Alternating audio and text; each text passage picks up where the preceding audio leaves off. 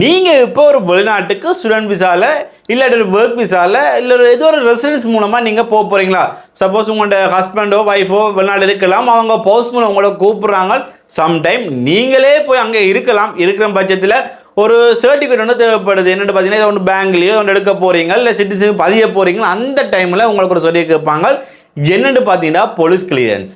So நீங்கள் இலங்கையில் இருந்த காலப்பகுதியில் உங்களோட போலீஸ் தகவல், அதாவது போலீஸில் ரெக்கார்ட் இருக்குதா இல்லை ஜீரோ கிளியரன்ஸில் இருக்குதா என்ற மாதிரி ஒரு தகவல் ஒன்று, ஒரு சர்டிஃபிகேட் ஒன்று தேவைப்படும். ஸோ அது நீங்கள் எடுத்து கொடுக்குற பட்சத்தில் உங்களுக்கு அங்கே ரெசிடென்ஸாக இருக்கட்டும், இல்லை ஒர்க் விசாவாக இருக்கட்டும், இல்லாட்டி ஸ்டூடெண்ட் விசாவாக இருக்கட்டும், எல்லாமே தருவாங்க. ஸோ அந்த போலீஸ் கிளியரன்ஸ் வந்து எப்படி எடுக்கிறது? இப்போ நம்ம பேசிக்காகவே பார்த்தோம்னா போலீஸ் கிளியரன்ஸ்லேயும் 2 வகை இருக்குது. அது என்னென்ன, எப்படி எடுக்கிறேன்னு இந்த வீடியோவில் ஃபுல்லாகவே பார்க்க போகிறோம். ஸோ இந்த வீடியோ உங்களுக்கு விளங்குது அப்படின்னா மறக்காமல் லைக் பண்ணிக்கொள்ளுங்க, மறக்காமல் சப்ஸ்கிரைப் பண்ணி வச்சுக்கொள்ளுங்க.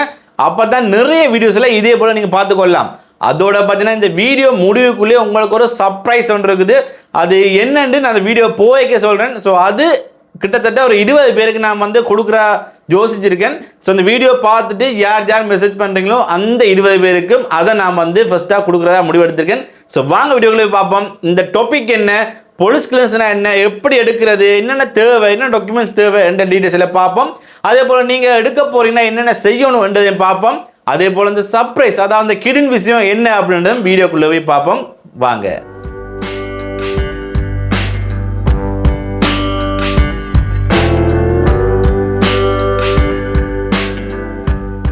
எல்லாருமே சொல்கிற மாதிரி இந்த போலீஸ் கிளியரன்ஸ் எடுக்கிறது ரொம்ப கஷ்டமா? அப்படிலாம் இல்லை. நீங்கள் ஈஸியாக எடுத்துக்கொள்ளலாம். சரியான மெத்தடில், சரியான ஃபார்மட்டில், சரியான விஷயத்தை சரியாக நீங்கள் செய்கிறது மூலம் ஈஸியாகவே எடுத்துக்கொள்ளலாம். சில ஆட்களுக்கு அதில் செய்கிற கஷ்டமாக இருக்கும். சம்டைம் ஒரு டீட்டெயில்ஸை நீங்கள் பிள்ளையாக கொடுத்துட்டாலும் அந்த போலீஸ் கிளியரன்ஸ் வந்து ஸ்டக் ஆயிடும். ஸோ அது என்னென்னு பார்ப்போம். இந்த போலீஸ் கிளியரன்ஸில் 2 வகை இருக்குன்னு சொன்னாங்க. என்னென்னு பார்த்தீங்கன்னா, இப்போ நீங்கள் ஒரு இலங்கையில் இருக்கிறீங்க, ஒரு வேலைக்கு போக போகிறீங்கன்ற பட்சத்தில் அந்த வேலையில் கேட்பாங்க உங்கள்கிட்ட வந்து போலீஸ் ரிப்போர்ட் எடுத்துகிட்டு வாங்க அப்படின்ட்டு. ஸோ அந்த போலீஸ் ரிப்போர்ட்ன்றது வேறு. நீங்கள் வெளிநாட்டுக்கு போய்க்க அதுக்கு பயன்படுத்துகிற போலீஸ் கிளியரன்ஸ்ன்றது வேறு. ஸோ 2ஐயுமே பிரித்து பார்த்துக்கொள்ளுங்க.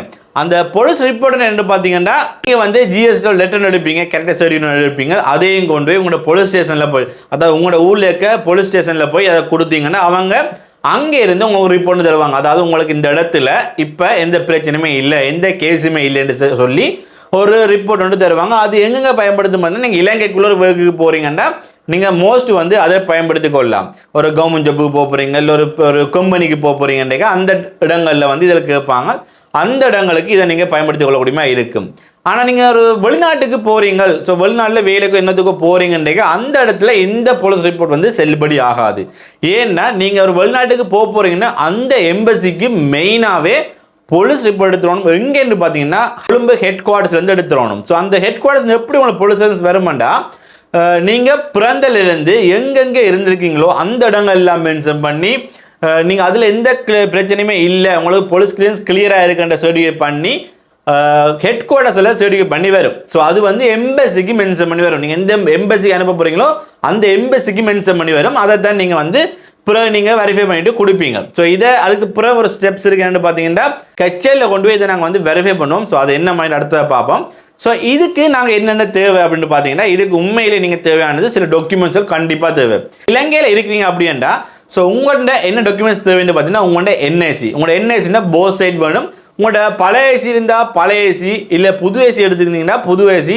ஸோ 2மே இல்லை. இப்போ நிறைய பேருக்கு பார்த்தீங்கன்னா ஐசி வந்து ஒரு பேப்பர்லாம் வருது. ஸோ அப்படி பேப்பரில் வந்தாலும் பரவாயில்ல, அதையும் நீங்கள் வந்து சப்மிட் பண்ணலாம். அடுத்து வந்து பர்த் சர்டிஃபிகேட். ஸோ பர்த் சர்டிஃபிகேட்டை வந்து நிறைய பேர் கேட்குறவங்க வந்து ட்ரான்ஸ்லேட் பண்ணணுமா, இங்கிலீஷில் மாற்றணுமா, என் பர்த் சர்டிஃபிகேட் தமிழில் இருக்குது, என் பர்த் சர்டிஃபிகேட் சிங்களத்தில் இருக்குது, இதை நான் வந்து இங்கிலீஷுக்கு மாற்றணுமாண்டு அப்படி எதுவுமே தேவையில்லை. உங்களோட ஒரிஜினல் பர்த் சர்டிஃபிகேட் கொடுக்கணும். உங்களோட ஒரிஜினல் பர்த் சர்டிஃபிகேட் தமிழ் இருந்தால் தமிழ், ஓகே, அது பிரச்சனை இல்லை. 2 பக்கம் ஸ்கேன் பண்ணி அப்ரூவ் பண்ணணும். 2மே கிளியராக இருக்கணும். ஓகே, என்ன அந்த ஆஃபர், என்ன அந்த சர்ப்ரைஸ் அப்படின்னு பார்ப்போம். ஒரு 20 பேருக்கு நான் கொடுக்குற முடிவு எடுத்திருக்கேன். என்ன மாதிரி பார்த்தீங்கன்னா, நீங்கள் வளமையாக எவ்வளோ ரீலோட் போடுவீங்க ஒரு மாதமும்? அன்லிமிட்டட் கோலும் கிடைக்கணும், சோஷியல் மீடியாவும் பயன்படுத்தணும், டெய்லி ஒவ்வொரு ஜிபியும் வரணும். அப்படின்னா கிட்டத்தட்ட எல்லா பேக்கேஜ்லையும் எல்லா சிம்லையும் பார்த்தோம்னா 900க்கு மேலே இருக்க பேக்கேஜ் எல்லாம் சரியாக இருக்குது. 909 ஹச், 909 ஏர்டெல், மொபிட்டல் 1000 சொச்சமோ 900 இருக்குது, டயலாக்கில் 740 950 இருக்குது, இல்லாட்டி 1299க்கு வரும். அதான் அதுக்கெல்லாம் ஒவ்வொரு ஜிபி டெய்லி வராது. 1299 15 ஜிபி தான் வரும். இந்த வீடியோவில் கீழே தர இந்த வாட்ஸ்அப் நம்பருக்கு நீங்கள் ஒரு ஹாய் என்று போட்டு ஹச் ரீலோடுன்னு மெசேஜ் போட்டிங்க அப்படின்னா உங்களுக்கு அந்த ஆஃபரை பெற்றுக்கொள்ளுமா இருக்கும். இது உண்மையில் நீங்கள் ஹச்சிம் பாவிச்சு கொண்டிருக்கீங்கன்னா அந்த சிம்முக்கு போட இயலாது, நியூ சிம்முக்கு மட்டும்தான் போடலாம். அதுலேயும் இது ஈஸிமாக தான் நான் தர போகிறேன். ஸோ உங்கள்கிட்ட நீங்கள் 909 ரூபா பேக்கேஜ் போட வேண்டிய அவசியம் கிடையாது. அந்த பேக்கேஜை நாம் 909 அரைவாசியை பார்த்தா கூட 450 ரூபா கிட்ட வரும். அது கூட இல்லை, 400 ரூபாக்கு தாரேன். ஸோ 400 ரூபாக்கு உங்களுக்கு அந்த பேக்கேஜ் வர போகிறது ஒரு மாதத்துக்கு. ஸோ ஒரு மாதத்துக்கு நீங்கள் அந்த பேக்கேஜ், அதாவது அன்லிமிட்டெட் கால், அதே போல் சோசியல் மீடியா அன்லிமிட்டெட், அதோட 1 GB டெய்லி எடுத்துக்கொள்ளக்கூடியமாக இருக்குது ஹச்சில். இதை நீங்கள் பெற்றுக்கொள்ளலாம். இதை பெற்றுக்கொள்ளணும் அப்படின்னா கீழே இருந்த வாட்ஸ்அப் நம்பருக்கு ஹாய் என்று போட்டு ஹச் ரீலோடுன்னு மெசேஜ் போட்டிங்கன்னா அதில் நான் டீட்டெயில்ஸ் சொல்லுவேன், என்னென்ன டீட்டெயில்ஸ் நீங்கள் தரணும் அப்படின்ட்டு. ஸோ இது 1 மந்த்துக்கு செல்லுபடி ஆகும். அதை விட 1 மந்த் முடிய 3 மாதத்துக்கு சில சோசியல் மீடியாவை பயன்படுத்தி கொள்ளக்கூடியமாக இருக்குது. ஓகே, இது நீங்கள் 1 மந்த்துக்கு தான் தருவீங்களான்னு கேட்டிங்கன்னா இல்லை, நீங்கள் வாட்ஸ்அப் கான்டாக்ட் பண்ணினா உங்களுக்கே தெரியும். ஒவ்வொரு மாதம் இதே பேக்கேஜை நீங்கள் எப்படி இதே ப்ரைஸுக்கு, இதோட கொஞ்சம் ப்ரைஸ் கூடுவாக இருக்கும், அந்த ப்ரைஸுக்கு எப்படி பெற்றுக்கொள்கிற அப்படின்ட்டு இந்த 20 பேருக்கு மட்டும்தான் அந்த 400 ரூபாய்க்கு அந்த பேக்கேஜை தரப்போகிறேன். புது சிம் தான், சிம் ஆக்டிவ் பண்ணி தருவேன். ஸோ நீங்கள் உங்களோட மொபைலில் சிம் வேலை செய்யும் அப்படின்னா நீங்கள் இதை ஆக்டிவ் பண்ணி போட்டு பயன்படுத்தி கொள்ளக்கூடியமாக இருக்கும். ஸோ இது உண்மையிலே யூஸ்ஃபுல்லாக இருக்கும். 950 ரூபாய்க்கு ஒவ்வொரு மாதம் ரீலோட் போடுறதுக்கு நீங்கள் மிக குறைஞ்ச செலவிலேயே நீங்கள் எல்லா பேக்கேஜையும் பெற்றுக்கொள்ளக்கூடியமாக இருக்குது. ஸோ ஓகே, வாங்க நான் வீடியோக்குள்ளே பார்ப்போம். மெயின் வீடியோக்குள்ளே போய் அதுக்கு அடுத்து பார்த்தீங்கன்னா உங்களோட பாஸ்போர்ட். ஸோ பாஸ்போர்ட் பார்த்தீங்கன்னா உங்களோட ஃப்ரண்ட் பேஜ், அதாவது உங்களோட ஃபோட்டோ ஒட்டி உங்களோட டீட்டெயில்ஸ் எழுதியிருப்பாங்க அந்த பேஜும், அதுக்கு அடுத்து பார்த்தீங்கன்னா ஆல் கண்ட்ரி, உங்களுக்கு எந்தெந்த கண்ட்ரிக்கு இந்த பாஸ்போர்ட் வெளியிட்டு கொடுத்துருப்பாங்க அந்த பேஜுமே நீங்கள் ஸ்கேன் பண்ணி அப்லோட் பண்ண வேண்டியதாக இருக்கும். ஸோ இதில் நீங்கள் எது இக்னோர் பண்ணலான்னு பார்த்தீங்கன்னா உங்களோட என்ஐசி நீங்கள் இக்னோர் பண்ணிக்கொள்ளலாம். ஸோ போடாமலும் இல்லாம் இருக்கிற பட்சத்தில் போகிறது நல்லா. இதுக்கு அடுத்த பார்த்தீங்கன்னா ஒன்று தேவைப்படுது அஃபிடேவிட். அது எல்லா டாக்குமெண்ட்ஸுக்கும் தேவைப்படாது. உங்களோட போலீஸ் கிளியரன்ஸில் உங்களுக்கு ஃபார்ம் ரெண்டு காட்டுறேன், இப்படி தான் போலீஸ் கிளியரன்ஸ் வரும். ஸோ இதில் பார்த்தீங்கன்னா உங்களோட பாஸ்போர்ட் நம்பர் மென்ஷன் பண்ணி வரணுமா, இல்லை உங்களோட என்ஐசி நம்பர் மென்ஷன் பண்ணி வரணுமான்ற கேள்வி இருக்குது. ஸோ உங்களுக்கு என்ஐசி நம்பர் மென்ஷன் பண்ணி வந்தால் போதும் அப்படின்னா உங்களுக்கு அந்த அஃபிடேவிட் தேவைப்படாது. அப்படி இல்லை, உங்களுக்கு அது பாஸ்போர்ட் நம்பர் தான் மென்ஷன் பண்ணி வரணும்னா கண்டிப்பாக அந்த அஃபிடேவிட் தேவை.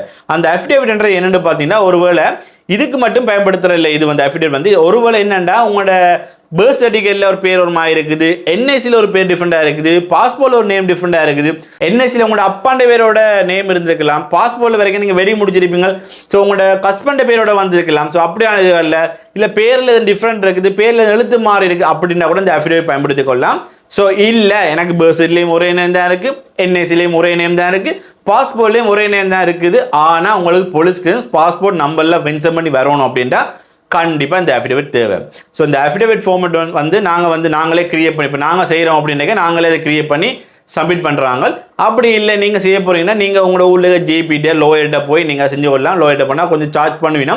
ஸோ லோயர்கிட்ட போய் நீங்கள் செஞ்சு அவங்களுக்கு முன்னே 50 ரூபா முத்திரை ஒட்டி சைன் பண்ணி அதையும் ஸ்கேன் பண்ணி நீங்கள் அப்லோட் பண்ணுவோம். ஸோ இவ்வளோ டாக்குமெண்ட்ஸ் தான் இதில் தேவைப்படுது. ஸோ இதில் நிறைய பேருக்கு ஒரு கேள்வி வரும். நானும் என் மகளும் பார்த்தீங்கன்னா வெளிநாட்டுக்கு போக போகிறோம், ஒரு ஒர்க் விசாவை எனக்கு கிடைச்சிருக்கு. ஸோ அவங்களையும் கூட்டிகிட்டு போக போகிற பட்சத்தில் அவங்களுக்கும் போலீஸ் கிளியரன்ஸ் எடுக்கணும் கேட்டிங்கன்னா கண்டிப்பாக எடுக்கணும். எல்லாருக்குமே எடுக்கணும். சின்ன குழந்தையாக இருந்தாலும் நீங்கள் கண்டிப்பாக போலீஸ் கிளியரன்ஸ் எடுத்துருக்கணும். ஸோ அவங்களுக்கும் எடுக்கணும் பட்சத்தில் அவங்களுக்கு பார்த்தீங்கன்னா என்எஸ்சி இருக்காது. இப்போ இலங்கையை பொறுத்தவரைக்கும் 16 வயசுக்கு மேற்பட்டால் தான் என்எஸ்சி இருக்குது, அதுக்கு உட்பட்டாலும் என்எஸ்சி இல்லை. அப்படியானாக்க என்ன செய்யணும்னு பார்த்தீங்கன்னா அவங்கள்ட்ட பாஸ்போர்ட்டை கொடுத்தே போய்க்கொள்ளக்கூடியமாக இருக்கும். அந்த இடத்துல அவங்களோட என்எஸ்சியை இக்னோர் பண்ணி கொள்ளக்கூடியமா இருக்குது. ஸோ ஓகே, இப்போ உங்களுக்கு விளங்கிருக்கும் என்னென்ன டீட்டெயில்ஸ் கொடுக்க முடியும். இதில் நிறைய பேருக்கு இன்னொரு கேள்வி வரும் பார்த்தீங்கன்னா 16 வயசுக்கு முதல் நீங்கள் இலங்கையிலேருந்து வெளிநாட்டுக்கு போயிருந்தீங்கண்டா இப்போ உங்களுக்கு அந்த நாட்டில் ஒரு குடியுரிமை பெறுறதுக்கு இலங்கையில் இருந்த காலப்பகுதியில் போலீஸ் கிளியரன்ஸ் தேவையண்டா என்ன செய்யலாம், ஆன்லைனில் அப்ளை பண்ணலாம்னு கேட்டிங்கன்னா இல்லை.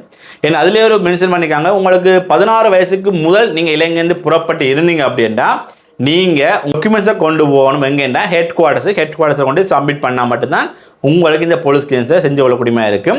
ஸோ இதில் இன்னொரு விஷயம் இருக்குன்னு பார்த்தீங்கன்னா எம்பசி, நீங்கள் எந்த எம்பசிக்கு நீங்கள் மென்ஷன் பண்ண போகிறீங்களோ அந்த எம்பசியை கண்டிப்பாக நீங்கள் இதில் மென்ஷன் பண்ணி தான் நீங்கள் போலீஸ் கிளியரன்ஸுக்கு அப்ளை பண்ணணும். ஓகேடா, இந்த போலீஸ் கிளியரன்ஸ் எவ்வளோ காலத்துக்கு வேலிட் என்று கேள்வி வைப்பீங்க. இந்த போலீஸ் கிளியரன்ஸ் 1 இயருக்கு வேலிட். ஆனால் நிறைய இடங்களில் வந்து 6 மந்த் போலீஸ் கிளியரன்ஸ் கேட்குறாங்க, லாஸ்ட் 6 மந்த் இருக்கணுமாண்டு. ஸோ அதில் நிறைய பேருக்கு பிரச்சனை வருதுன்னு பார்த்தீங்கன்னா, இப்போ நீங்கள் வந்து ஒரு எம்பசிக்கு எடுத்துருப்பீங்க. உதாரணமாக பார்த்தீங்கன்னா, நான் யூகேக்கு ஒரு ஸ்டூடெண்ட் விசாக்கு போகிறோம், இல்லை ஒர்க் விசாக்கு போகிறோம்ட்டு ஒரு போலீஸ் கிளியரன்ஸ் எடுத்துட்டோம். ஆனால் எங்களுக்கு வந்து 7 மாதம் தாண்டி எங்கள் ப்ராசஸ் வேறு. இப்போ திருப்பி கேட்குறாங்கண்டா நாங்கள் திருப்பி அப்ளை பண்ணலாம்னு கேட்டிங்கன்னா இல்லை, உங்களுக்கு 1 இயர் கம்ப்ளீட் பண்ணால் மட்டும்தான் உங்களால் திருப்பி ரினியூவல் பண்ணக்கூடிய மாதிரி இருக்கும். அப்படி இல்லைண்டா பண்ண விடாது. ஸோ அதுக்கு என்ன செய்யலாம்னா, நீங்கள் ஹெட் குவார்ட்டர்ஸ்க்கு நேரடியாக ஃபோன் அடிச்சு காய்ச்சி இப்படி தான் எனக்கு வந்து 6 மந்தில் கேட்குறாங்க, பட் என்ன பண்ண இல்லாமல் இருக்குன்னு சொன்னீங்கன்னா அவங்களே உங்களோட பழைய போலீஸ் கிளியரன்ஸை கிளியர் பண்ணி விடுவாங்க. அதுக்கு பிறகு நீங்கள் திருப்பி நியூவாக வந்து போட்டுக்கொள்ளலாம். உங்கள்கிட்ட ஏற்கனவே ஒரு போலீஸ் கிளியரன்ஸ் இருக்குது அப்படின்னா அதை நீங்கள் ரினியூவலும் பண்ணிக்கொள்ளக்கூடியமா இருக்குது, 1 இயர் கம்ப்ளீட் பண்ணியிருந்தீங்கண்டா. அதே போல் அதில் சில இடங்களை மட்டும் மாற்றம் செய்யலை ஒழிய நீங்கள் எங்கெங்கே இருந்த நீங்கள், எந்த காலப்பகுதியில் எங்கே இருந்த நீங்கள், எவ்வளோ காலம் இருந்த நீங்கள், இப்போ எங்கே இருக்கிறீங்கள், எல்லா டீட்டெயில்ஸும் நீங்கள் அதில் கொடுக்கணும். ஸோ இது உங்களுக்கு எவ்வளோ காலம் எடுக்கும் இந்த வாரம்னு பார்த்தீங்கன்னா, நார்மலாக பார்த்தீங்கன்னா 1 வீக்கில் வந்து உங்களோட வீட்டில் இல்லை அறையில் வந்து போலீஸால் வந்து செக் பண்ணிவிடும். அதுக்கு பிறகு 1 வீக்கில் வந்து உங்களுக்கு போஸ்ட்டில் வந்துடும். சில நேரம் 3 வீக்ஸ் எடுக்கலாம். ஸோ மோஸ்ட் பார்த்தீங்கன்னா நாங்கள் அப்ளை பண்ணுற நிறைய பேருக்கு மோஸ்ட் 1 வீக் 2 வீக் அதுக்குள்ளே வந்துருக்குது. 1-2 பேருக்கு தான் 3 வீக்ஸ் இல்லை 1 மந்த் வரைக்கும் போயிருக்குது. அவங்களுக்கு நாங்கள் வந்து கண்டெக்ட் பண்ணி கதைப்பாம் என்ன மாதிரி இருக்குது அப்படின்ட்டு ஹெட் குவார்ட்டர்ஸோட காய்ச்சிட்டு அவங்களுக்கு அதை கிளியர் பண்ணி கொடுப்போம். இதில் உங்களுக்கு ஏதாவது ஒரு போலீஸ் கேஸ் இருக்குது அப்படின்னாலும் இந்த போலீஸ் கேஸ் வாரில் தாமதம் ஆகலாம். ஸோ அதை மட்டும் கிளியர் பண்ணிக்கொள்ளுங்க. உங்களுக்கு எந்த பிரச்சனையும் இல்லைன்னா ஈஸியாக வந்துடும், எதுவும் பிரச்சனைகள் இருக்குன்னா தாமதமாக கூடும். ஓகே, இப்போ உங்களுக்கு விளங்கி இருக்கும் இந்த போலீஸ் கிளியரன்ஸ் என்ன, போலீஸ் ரிப்போர்ட் என்னென்ன டாக்குமெண்ட்ஸ் தேவை, இத்தனை வயசுக்கு மேற்பட்டாக என்ன அப்ளை பண்ணுறது, 16 வயசுக்கு முதல் இலங்கையிலேருந்து போயிருந்தீங்க அப்படின்னா அவங்க என்ன செய்யணும், இதில் எங்கே எம்பசி மென்ஷன் பண்ணி விளங்கி இருக்கும், இந்த ஃபார்ம் எப்படி ஃபில் பண்ணுறேன்னு நான் ஆல்ரெடி வீடியோ போட்டிருக்கேன்.